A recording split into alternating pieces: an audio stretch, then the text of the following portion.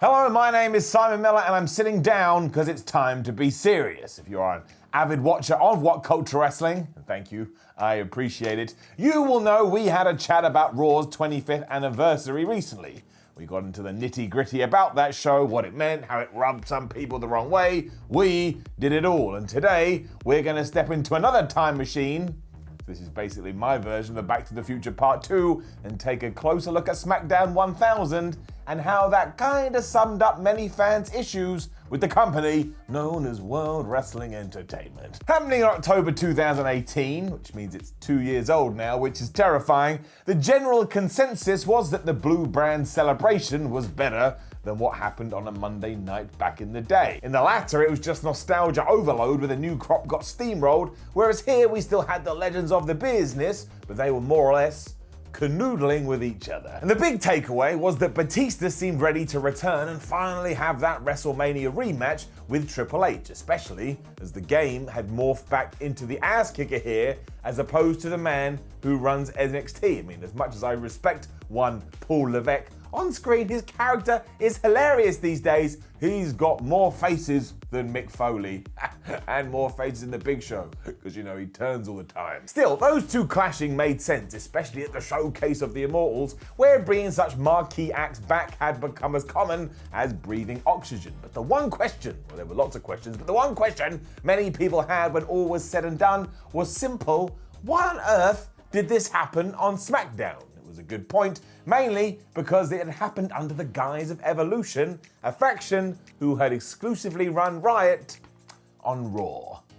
And sure, it wasn't the end of the world because WWE's use of both brands and their separation has been ridiculous at best, but it also ties into the juggernaut that World Wrestling Entertainment is. They know the same fans are watching, and if not, they'll go out of their way to find out about it online.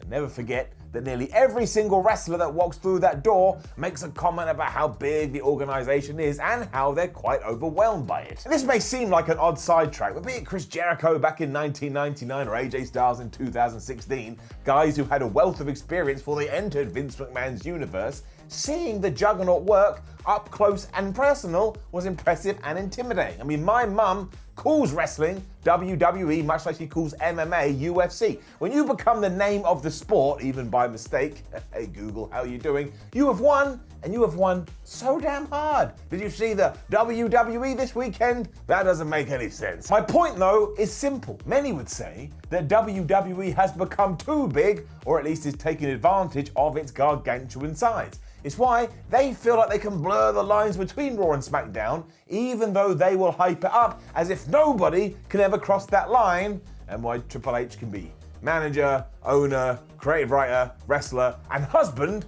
on one program. And we accept it because we're idiots, but I can only imagine what somebody new to think. What do they think? They must be so confused. This decision to play fast and loose with the rules, or not worry about any sense or consistency, kinda means you can do whatever you want, which again is why fans were worried about what could happen between Big Dave and the game. Batista's comeback was awesome and very much appreciated by the crowd, but the elephant in the room was what happened with Sting at WrestleMania 31, what happened with Seth at WrestleMania 33, or Roman at WrestleMania 32. And Reigns and Rollins may have come out on top in the latter two, but it didn't massively help their momentum, and the sheer shock of Sting losing at the granddaddy of them all still has people talking today, right now, on message boards. And I see it all the time, sometimes I get involved. I mean, it doesn't make any sense, and it still kinda doesn't. Also, why was the NWO helping Sting? Oh, I'm going to talk about it. To balance this out, and to be fair, it was very different when Stephanie McMahon and Triple H were in the ring with Ronda Rousey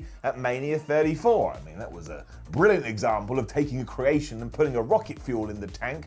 But all three of the above did stutter slightly after they clashed with the King of Kings, hence why the opinion of some was that Batista versus his mentor may not live up to the expectations we would have hoped. And even if it would had, the fans still would have come up with something to complain about, like Blue Tista. Oh, he's wearing blue pants. Zoom forward to right now, though, and I thought it was okay. Triple H winning wasn't the worst thing in the world, as Batista wanted to go out like the heroes he looked up to in the past, but it is fair to say it's a window into other criticisms that people are having right now. Retribution, for example. On paper, this idea is actually pretty cool. A renegade group that wants to take WWE down from the outside before they got given contracts and even offered a permanent home on Raw during the draft. I mean, that's like asking your bully to punch you in the face after you've changed schools because you didn't like the bully. The Nexus would also fit into this category when they had all the momentum before the status quo took hold again. And you could even take someone like Rusev, now Miro. I mean, he has been very vocal about leaving, that he was told by the powers that be that he was being cheered ironically, and this was a guy that WWE had beat quite well, whether they meant to or not. I mean, no one knew who he was when he debuted in 2014, but when he left, a lot of us, me included, were desperate to see him get used more. We didn't get it, sure, but the desire was there, and that's because of Rusev, and it's because of WWE. It's the same with Jon Moxley, aka Dean Ambrose, not allowed to use that name, another talent who's now gone and proving his worth, and then some, over on All Elite Wrestling. And it's not just about those who have jumped either, although we could mention Cody Rhodes, but we won't because that's not the point, because you could also see it happening in WWE in 2020. Like, Raw Underground may not have been everybody's cup of tea, but that's now dead according to the rumors, and we could do a whole video on a little someone known as Daniel Bryan. Trying to claim that he was a WWE creation is questionable at best, because they did seem very against this idea when the fans eventually finally made it happen. But how on earth was he a heel months after coming back to the ring when he was told he would never wrestle again? That is Hollywood stuff, and yet it was handled with such heavy hands and such heavy gloves that rather than become Luke Skywalker, he became Darth Vader. And it worked because Daniel Bryan is ridiculously good at what he does, but it is bizarre. And just to clarify before you go mad at the comments, yes, Darth Vader is the better character, but you see what I'm saying. Arguably, the biggest finger point can be aimed at someone called Roman Reigns as well. WWE did everything they could to create him, and then had him say things like suffer and succotash and get eaten alive by John Cena when there was no need. And I know Roman won the match, but do I remember that? Not really. It was that promo beforehand where Mr. Reigns got absolutely minced. But this is why I'm hopeful, however. Over the last few months, the Tribal Chief feels like the most exciting thing WWE has done in ages, with Roman coming across far more as an actual human and something or a character he can resonate with. Also, ironically, it will end with a huge babyface turn that Vince McMahon has been desperate for since 2014, but it goes to show that it can be done. There just needs to be some more leeway and there needs to be some more flexibility. I mean, do you think Chad Gable wants to be Shorty G, a walking biscuit? No, he does not. I get that WWE is always going to have their own plan, but screw that plan when you have to. Like, I have recently watched Survivor Series 2002 for retro ups and downs.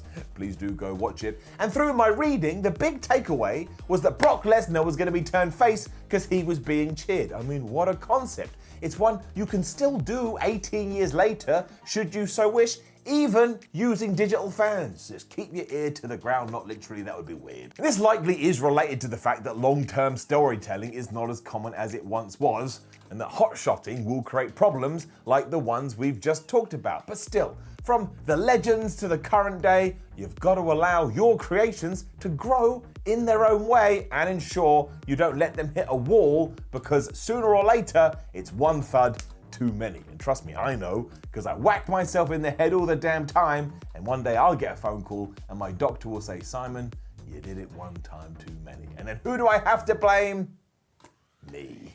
That analogy didn't work. Now, don't forget to leave a comment below and let us know what you think about all of this. Like the video, share the video, and subscribe. Head over to whatculture.com where you can read articles such as this. Follow What Culture on Twitter at WhatCultureWWE to stay up to date with all the latest wrestling news. And watch more videos here on What Culture Wrestling.